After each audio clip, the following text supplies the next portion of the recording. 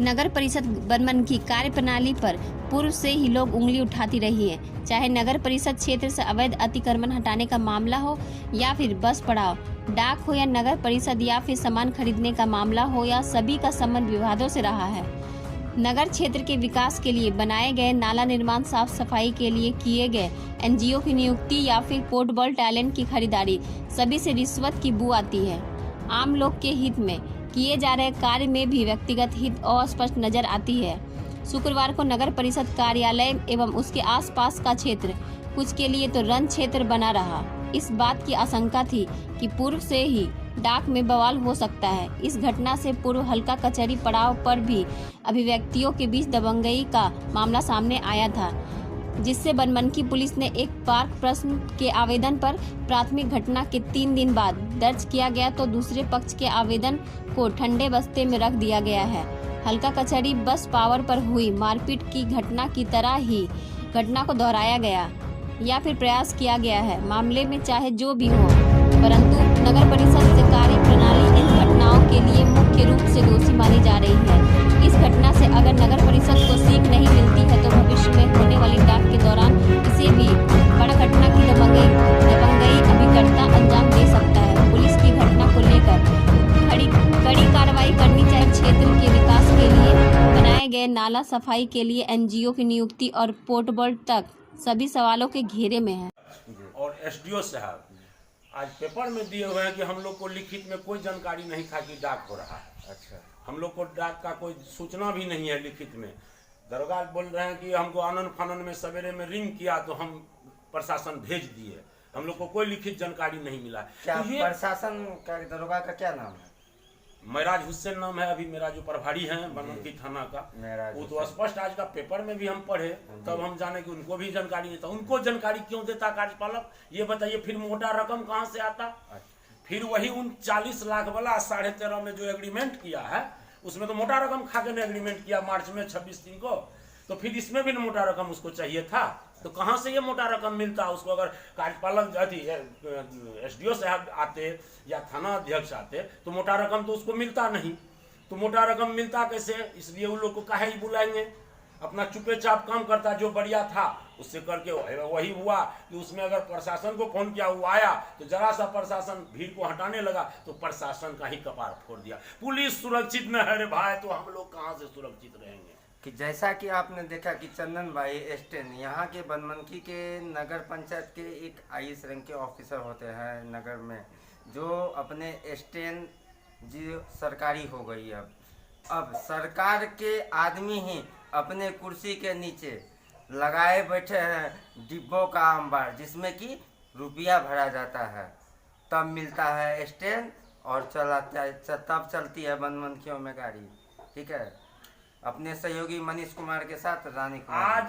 आज तो सर ये 40 लाख में आपका स्टैंड लेगा नहीं, ये बरगला रहा है। ये भी पप्पू यादव उसी का आदमी है। ये सेकेंड डाक बकता है, आपको दबाव पड़ेगा, आप दबाव में आपके इसको कर दीजिएगा, आप दीजिएगा पावर वसूली करने का। लेकिन वो ऐसा कुछ नहीं होगा, नियम संगत से होगा। आप काहे हड़बड़ाते हैं? हम बोले ठीक है सर, अगर 40 लाख वाला को आप डाक देते हैं कोई दिक्कत नहीं है, नहीं तो आप डाक जो है तो फिर इसको 13,50,000 वाला को आप 13,50,500 वाला को डाक आप नहीं दे रहे। कहीं आपका एनआईटी भी बोल रहा है कि सेकेंड को देना नहीं। एनआईटी क्या कर रहा था? एनआईटी में स्पष्ट लिखा हुआ है कि उच्चतम डाक बक्ता अगर पैसा जमा करने से असमर्थ होता है, नहीं लेता है, तो पुनः उसका अग्रिम राशि जब्त करते हुए पुनः आम डाक कर दिया जाएगा। क्या आपने ये नगर पंचायत को कहा? मैंने आवेदन दिया उसको, देख लीजिए आवेदन भी है उसको जो हमने आवेदन दिया है वो आवेदन में भी लिखा हुआ है डायरेक्ट की रुकिए, इसमें है हमारा कागज है यहाँ पे। इस आवेदन भी दिए कि इसमें हम लिखे हैं।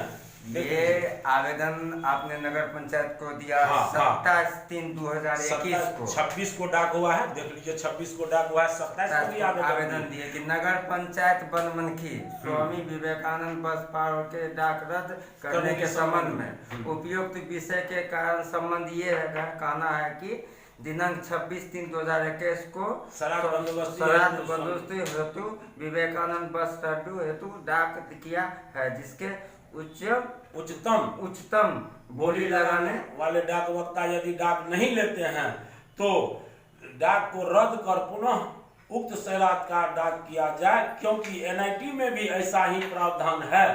मैं द्वितीय डाकवक्ता से ज्यादा बोली लगाने के लिए सक्षम हूं, अतः श्रीमान से निवेदन है कि उक्त सैरात की डाक रद्द कर पुनः आम डाक किया जाए। एनआईटी में भी उसका यही प्रावधान है। सर ये बात तो सब आपने कर दी, हाँ। ठीक है। जानना हम ये चाहेंगे हाँ। कि आखिर ये कार्यपालक अपने में समझते क्या है? कार्यपालक अपने में ये क्या समझते हैं, ये से आपको स्पष्ट नहीं हो रहा है। जब राजस्व का कितना का आपका कहना क्या है? सरपट रहा है, कार्यपालक कर रहा है, मनमानी कर रहा है। अभी आपको क्या भेजा गया था? अभी भी हमको वह नोटिस भेजा, जबकि हमने उसको जो डाक लिए थे, हम क्या कहते हैं चीनी मिल स्टैंड का ऑटो रिक्शा का, उसका भी जो है सो डाक रद्द कर हम बोल दिए थे कि या तो सर आप टेम्पू को वहां से हटा के अपना आप जो जहाँ टेम्पू किसान भवन के सामने में निर्धारित स्थल है वहां आप लगाइए। वह नहीं करके कहा जैसे लगता है वैसे लगेगा। तो हम बोले सर कहाँ से हम 12 लाख रुपया उस पार में पुराएंगे चीनी मिल स्टैंड से? गाड़ी ही नहीं आती है, पैसेंजर नहीं होती है, तो कहाँ से खुलेगा? तब ना हमको काफी लॉकडाउन भी लगी। उसके बाद फिर काफी लॉकडाउन लग गई।